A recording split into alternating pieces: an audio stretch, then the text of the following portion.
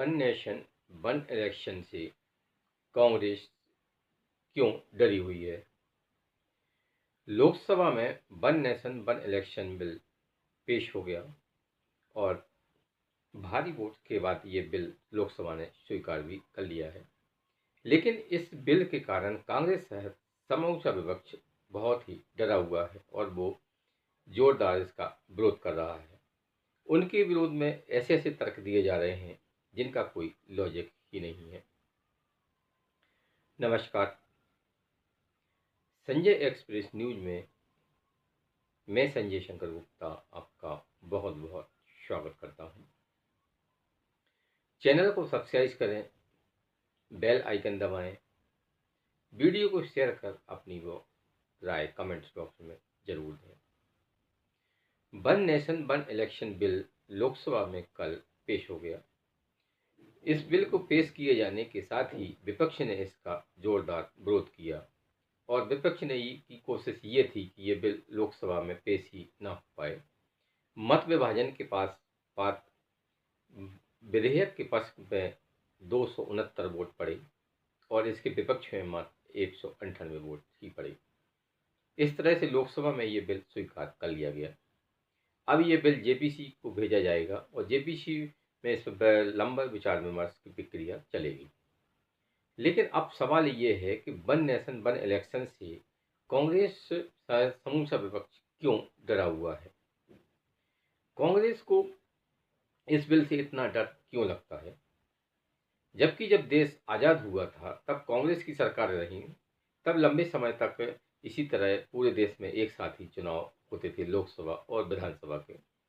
पंडित नेहरू के कार्यकाल में ये प्रक्रिया चलती रही, लेकिन उसके बाद में इंदिरा गांधी की सरकार में कुछ विधानसभाओं को भंग किया गया और कुछ की सरकारें गिर गईं। इस तरह से लोकसभा और विधानसभा के चुनाव अलग अलग होने लगे। लेकिन अब वही कांग्रेस इससे क्यों डरी हुई? मैं कांग्रेस की बात इसलिए कर रहा हूँ कि क्यों कांग्रेस एक राष्ट्रीय पार्टी है, तो सबसे ज़्यादा वन नेशन वन इलेक्शन का असर किसी पर पड़ेगा तो वो कांग्रेस पर पड़ेगा, क्योंकि बहुत सारे राज्य ऐसे हैं जहाँ पर भाजपा और कांग्रेस के बीच में सीधी टक्कर है। तो हम आपको बता दें, Congress one nation one election bill से इसलिए डरी हुई है कि उसको लगता है कि अगर ये पास हो गया और लागू हो गया तो सबसे ज़्यादा नुकसान उसका ही होगा। अब नुकसान किसका ज़्यादा होगा, भाजपा का होगा या कांग्रेस का होगा, ये तो जब ये लागू होगा उसके बाद ही पता पड़ेगा। लेकिन कुछ हद तक कांग्रेस का डर सही भी है, क्योंकि कांग्रेस अब राष्ट्रीय पार्टी जरूर है, लेकिन उसका जनाधार लगातार सिकुड़ता जा रहा है और आप कुछ राज्यों को छोड़ दें तो अधिकतर राज्यों में कांग्रेस क्षेत्रीय जल की बैसाखी ऊपर ही निर्भर है।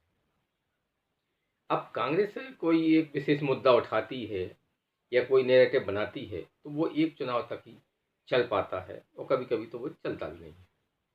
जैसे संविधान और आरक्षण का जो उसने नैरेटिव बनाया था वो लोकसभा चुनाव में तो चल गया, लेकिन उसके बाद में विधानसभा चुनाव में भी नहीं चल पाए और कांग्रेस को मुंह की खाना पड़ी।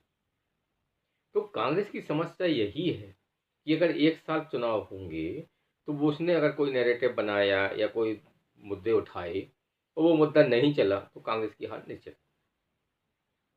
तो कांग्रेस को वन नेशन वन इलेक्शन से यही प्रॉब्लम है।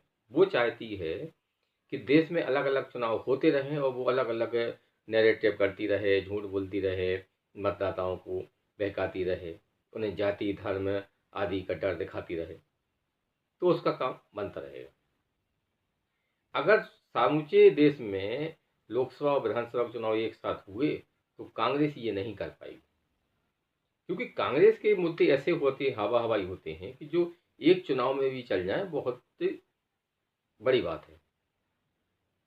तो कांग्रेस को और विपक्ष को समय इसलिए चाहिए ताकि वो देखती है कि अगर एक मुद्दा इस पर नहीं चला चुनाव में तो अगले चुनाव में वो और कोई नैरेटिव करेगी, कोई झूठ बोलेगी या जनता को भ्रमित करेगी, शायद चल जाए। लेकिन अगर एक साथ चुनाव हुए तो उसका तो बेड़ा ही गर्क हो जाएगा, क्योंकि कोई मुद्दा चला नहीं हो तो कांग्रेस और उसके सहयोगी बिल्कुल हार गई। तो इसीलिए ये विरोध कर रहे हैं। जबकि वन नेशन वन इलेक्शन देश के हित में ही, क्योंकि इस समय देश में देखा गया है कि देश में हर समय चुनाव चलते रहते हैं, कभी विधानसभा के चुनाव, कभी लोकसभा के चुनाव, या कभी लोकसभा के चुनाव। तो पूरे देश चुनावी मूड में हर हमेश बना रहता है। अधिकारी कर्मचारी की ड्यूटी चुनाव में लगी रहती है। आचार संहिता, आदर्श आचार संहिता लागू हो जाती है तो राज्य सरकारें काम नहीं कर पाती हैं। तो और बार बार चुनाव होने से हर बार चुनाव में खर्चा बढ़ता जाता है। अगर एक साथ चुनाव होंगे तो देश को इस सब चीज़ों से मुक्ति मिलेगी, और एक साथ चुनाव हो गए और देश का चुनावी मूड खत्म हो गया, उसके बाद केंद्र में हो या राज्य में हो, सरकारें एक साथ काम कर सकती हैं।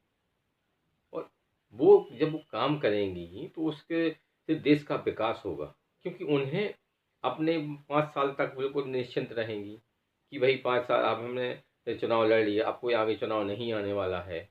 तो जो भी काम करेंगी वो देश के लिए, राज्य के लिए करेंगी, ना कि अपने चुनावी हितों को पूरा करने के लिए।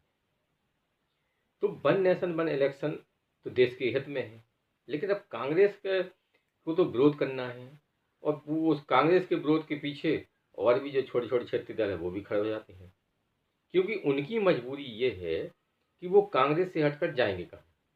कांग्रेस एक राष्ट्रीय पार्टी है और मोदी से लड़ना है तो जो घूम फिर कर ये छोटी क्षेत्रीय दल हैं, चाहे सापा हो या बासापा हो या टीएमसी हो, एनसीपी हो, शिवसेना युति हो, या कोई भी और हो, तो उन्हें कांग्रेस की बैसाखी कहीं ना कहीं चाहिए ही पड़ेगी।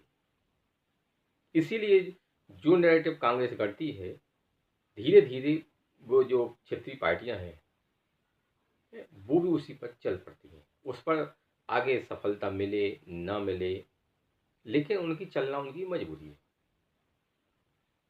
और फिर एक बात और भी है कि इस नेशन के लिए एक हास्यास्पद तर्क दिया जा रहा है कि इससे मुसलमान नाराज हो जाएंगे।